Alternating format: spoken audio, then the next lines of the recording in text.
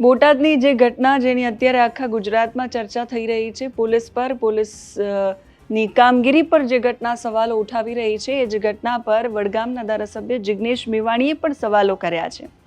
સવાલો થાય એ સ્વાભાવિક છે, કારણ કે પોલીસની કામગીરી જે પ્રકારની છે, પોલીસ છે એ કાયદાનું રક્ષણ કરાવવાને બદલે ભક્ષક બની ગઈ, હેવાન બની ગઈ, અને એ હેવાન બનેલી પોલીસના કારણે એક બાળક છે પોતાનું જીવ અત્યારે જીવન મરણ વચ્ચે ઝોલા ખાઈ રહ્યું છે. હોસ્પિટલની અંદર અત્યારે બાળક છે.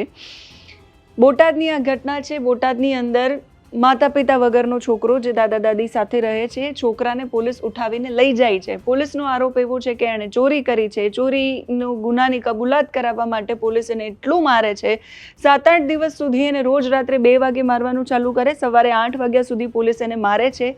આ નિવેદન એ છોકરાએ આપ્યું છે પોતે. એટલો બધો માર માર્યા પછી એ છોકરો સહન નથી કરી શકતો, 7-8 દિવસનો માર, અને પછી એ બીમાર પડી જાય છે. એની તબિયત બહુ જ નાજુક હોય છે, એટલે પોલીસ એને બોટાદની હોસ્પિટલમાં એડમિટ કરે છે. ત્યાંથી એવું કહેવાય છે કે આને ફર્ધર તમે લઈ જાઓ અમદાવાદ, એટલે અમદાવાદ લઈ આવવામાં આવે છે.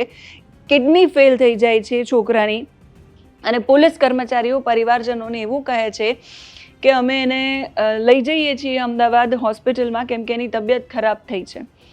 અને પરિવારજનો જ્યારે પહેલીવાર પૂછે છે ત્યારે એની સામે પણ એવું કહેવામાં આવે છે કે અમે એને મોરબી તપાસ માટે લઈ જઈએ છીએ.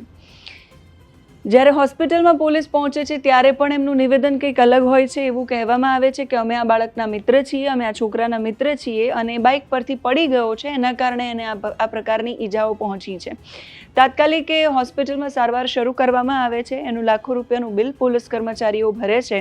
આજે આખી ઘટના છે, એના પર જિગ્નેશ મેવાણી શું કહી રહ્યા છે, સાંભળીએ. बच्चे को गुजरात की बोटाद पुलिस ने मारा है, उसके गुप्तांगों पर मारा है, अभद्र कमेंट्स किए उसके गुप्तांगों को लेकर, उसके रिलीजन को लेकर, उसका मजाक बनाया सबके बीच में. उस बच्चे ने मुझे बताया, अभी मैं जायडस हॉस्पिटल के मैं नीचे खड़ा हूँ, अभी मैं मिल के आया उस बच्चे को, बोला जिग्नेश भाई मुझे 1 हफ्ता पूरी नाइट बेरहमी से मारा है. किसी 16-17 साल के बच्चे को इस मुल्क में किसी नेता को, किसी मंत्री को, किसी मीडिया कर्मी को ये कहना पड़े कि यहाँ की पुलिस ने पूरी नाइट मुझे पीटा है चोरी के इल्जाम में, कितना शर्मनाक है. और मैंने खुद एसपी से बात की है 4-5 बार, आईजी से बात की है, एडिशनल चीफ सेक्रेटरी होम से बात की है, गुजरात के सीएम को 2 बार मिल के आया. बावजूद उसके गुजरात की पुलिस, बोटाद की पुलिस मुकदमा दर्ज नहीं कर रही. हद तो ये है कि जो पुलिसकर्मी अक्यूज है, अभियुक्त है, जिन्होंने इस मासूम बच्ची को मारा, वो और 2-4 दिन पहले रात को 2:30 बजे जाकर धमकी देकर आए आर्यन को, बच्चे को, कि यदि मुंह खुला, शिकायत की, फरियाद दर्ज करवाई, कंप्लेन की, तो तुम्हारा मर्डर कर देंगे. आप सोचिए, ये हिम्मत होगी पुलिस की. आर्यन को भी टॉर्चर किया, अभी अस्पताल में भी आकर धमकी देके गए. और जो मेडिको लीगल केस बनता है एमएलसी का केस, उसमें यह लिखा है कि किसी कीटक ने काट लिया. अरे उसके पैर में जो छाले पड़े हैं, उसके काफ में, थाइज में, बैक साइड में इतनी इंजरीज जो हुई है, किसी कीटक के काटने से होगी, किसी जंतु के काटने से होगी. किसको बेवकूफ बना रहे हो? किसी डंडा लाएंगे ऐसी धमकी दे रहे थे.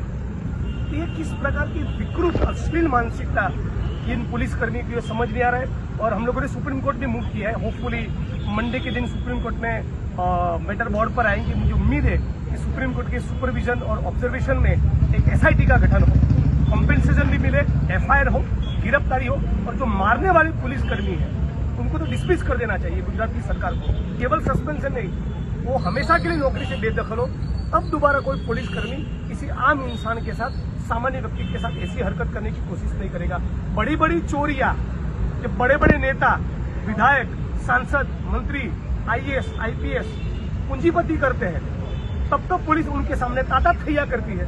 लेकिन कोई छोटा व्यक्ति है, कोई आम इंसान है, कोई बच्चा है, तो उसको पूरी नाइट कस्टडी में आप ले जाकर पीटोगे. भुगतान को लेकर कमेंट किया, मैं ज्यादा वो शेयर नहीं करना चाहूंगा, छोटा बच्चा है और मीडिया के सामने मैं बताना नहीं चाहूंगा, लेकिन बहुत अश्लील कमेंट्स किए. आगे मांग यही है कि पीड़ित को कॉम्पेंसेशन मिले, FIR हो, पुलिसकर्मी जो भी इसमें अक्यूज बनते हैं सभी को आरोपी बनाया जाए, सभी को अक्यूज बनाया जाए, और उनकी तुरंत गिरफ्तारी हो. इसके बावजूद ये बहुत सीरियस किस्म का कॉग्निजेबल ऑफेंस है. इसमें कोई ज्यादा प्राइमरी इन्वेस्टिगेशन की जरूरत नहीं. पहला तो आपको FIR करना ही पड़ेगा, फिर भी नहीं कर रहे. सुप्रीम कोर्ट की भी अवमानना हो रही है.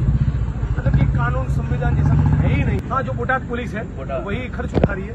चोर की दाढ़ी में तिनका, यदि आपने गलत क्यों नहीं किया, आप बच्चे को यहाँ इस 5 स्टार हॉस्पिटल में कैसे लेके आए? कौन इसके बिल का भुगतान कर रहा है? क्यों आप भुगतान करेंगे यदि आपने कुछ गलत नहीं किया है? मैं ये सरगस निकलने की जो परंपरा है बहुत ही अनकॉन्स्टिट्यूशनल है, मैं उसका समर्थन कभी नहीं करता हूँ। और मेरे परिवार के साथ ज्यादती हो, मेरे परिवार में कोई विक्टिम है, तब भी मैं नहीं चाहूंगा कि उसके साथ ऐसा हो, वो मेरी पोजीशन है। लेकिन पुलिस ने जो हरकत की है एक स्पेशल केस में, थोड़ा कानूनी पक्ष को साइड में रखी पुलिस वालों का सरगस निकलना चाहिए, तब पता चलेगा। અપેક્ષા રાખીએ કે આ જે ઘટના છે એમાં એ બાળકને ન્યાય મળે, એના પરિવારજનોને સત્ય સુધી લઈ જવામાં આવે, એમને સત્ય ખબર પડે કે આ ઘટના પાછળની હકીકત શું છે અને પોલીસ કર્મચારીઓનો આ હેવાન ચહેરો છે એના કારણે એમને આકરામાં આકરી સજા મળે એ પ્રકારની અપેક્ષા છે. તમે શું માનો છો એ કમેન્ટ કરીને કહેજો. અત્યારે આ વિડીયોમાં બસ આટલું જ. નમસ્કાર.